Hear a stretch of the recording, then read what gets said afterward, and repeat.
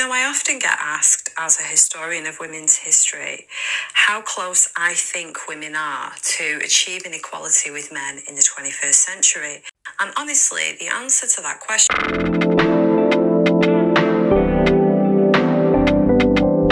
is a bit of a mixed bag, because on the one hand, women in Britain have legislation and policies that protect them and give them rights, and in the majority of cases, it was women who fought for those, and in doing so, they placed themselves at great risk. But on the other hand, as we see from this image, this is Sabrina Carpenter's new album cover, by the way, which has just dropped. What we can see is that cultural attitudes are very stubborn, even among women themselves. Now, Sabrina Carpenter's new album is called Man's Best Friend, and looking at the image and considering that title, I just want to take a moment to honour every woman in history who died at the hands of a man. Every woman who has experienced domestic violence, ironically, just by virtue of being female. Sabrina Carpenter has a 1 in 4 chance of experiencing domestic violence in her lifetime. I also want to honour every woman who has been objectified, mistreated, humiliated as a result of misogyny. I'd just like to take a moment to recognise all those women who never got a chance to be treated with humanity, dignity, never fulfilled their potential, never lived out their dreams, purely because of misogyny. And for Sabrina herself, I sincerely hope that this album fails, her career tanks, and she has to spend the rest of her life, because she's got so much free time on her hands, healing her internalised misogyny and learning women's history, so that in years to come, she can look back on this day and realise that this album cover and album title is an absolute disgrace to every woman who has ever. And this is why sometimes I do not like mixing feminism with African women, or mixing feminism with women who still desire male companionship, because it's going to be a little bit difficult to achieve the ultimate goal with women like us who still desire male companionship in the movement, because we'll always make it blendable. We'll always make it desirable even for men to like what we are selling for them. So it's going to be a little more difficult than we think it would be, for as long as we want to be with men. And an ultimate sacrifice from women would ultimately expect women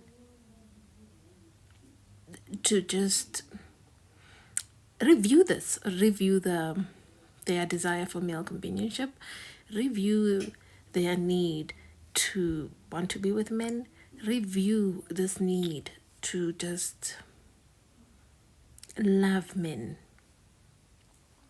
So for as long as you guys are birthing children, for as long as you guys want marriage and your ultimate desire is to be chosen by men, then we are never going to go anywhere. We're going to have these conversations over and over again until we just don't have saliva inside of our mouth, because we still desire male companionship, and that desire makes us to really be a front.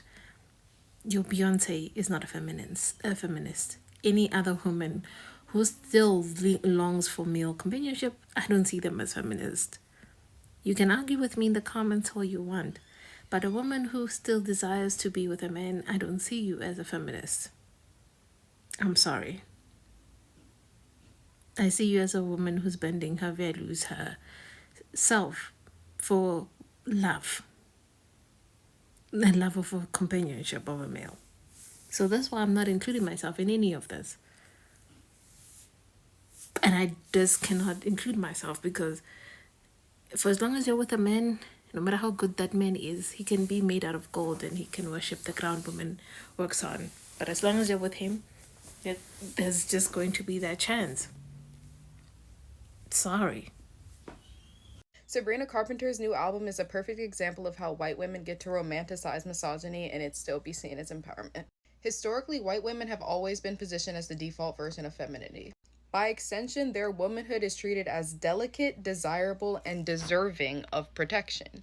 Contrasted with the hypersexual and masculinized view of femininity that has been imposed on black women and other women of color throughout history, white women have never had to worry about whether or not they would be seen as feminine or innocent or worthy of protection. This protection allows them to play with ideas of submission, sexualization, and degradation without it sticking to them. Black women and other women of color do not have that option. We have been hypersexualized and dehumanized from conception.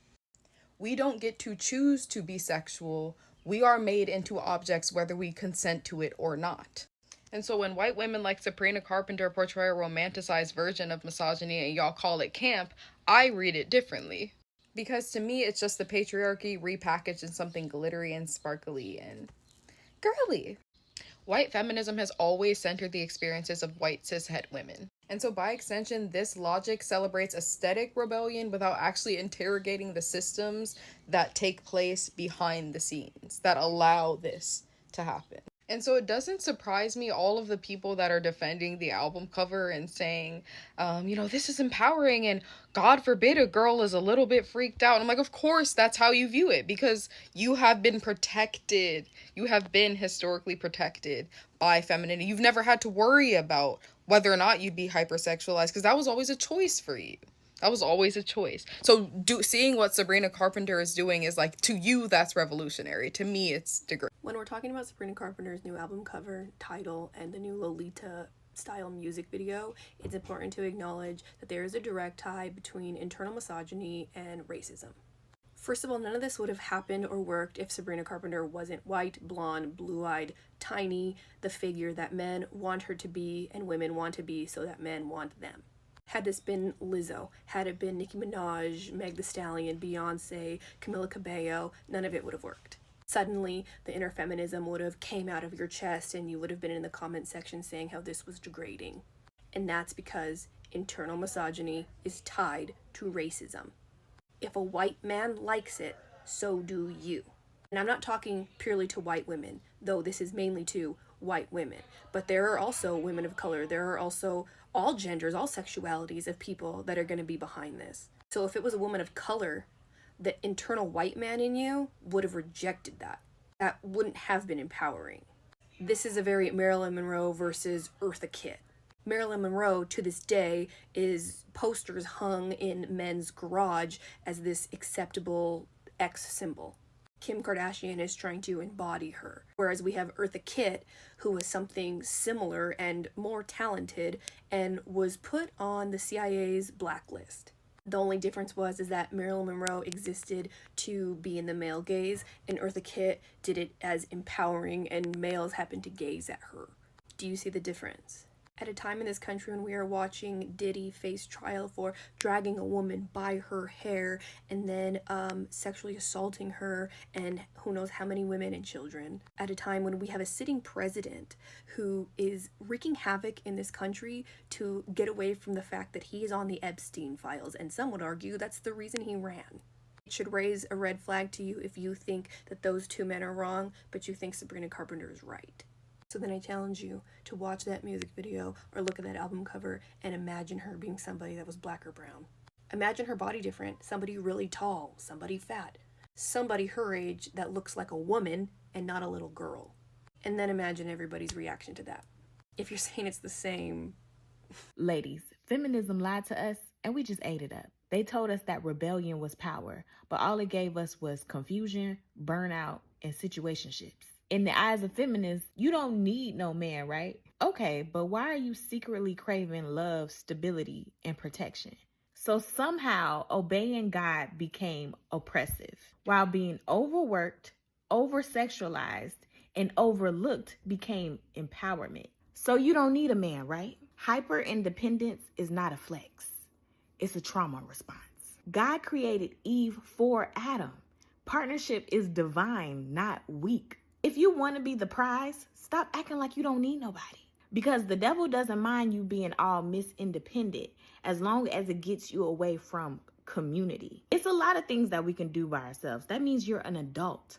But going your whole life by yourself, acting like you don't need partnership, you don't need marriage, all of that is for back in the day. You can be a strong woman without acting like you don't need anybody. I don't know why we got it in our heads that strong equals disconnected. Strong means I can do bad all by myself for the rest of my life. God didn't create you and put you on an island by yourself. He put you around other people. And not only to have friendships and family and all these other things, but also a spouse. Let God teach you how to need people in the right way. Believe it or not, a man can actually be a benefit to your life, especially a godly man.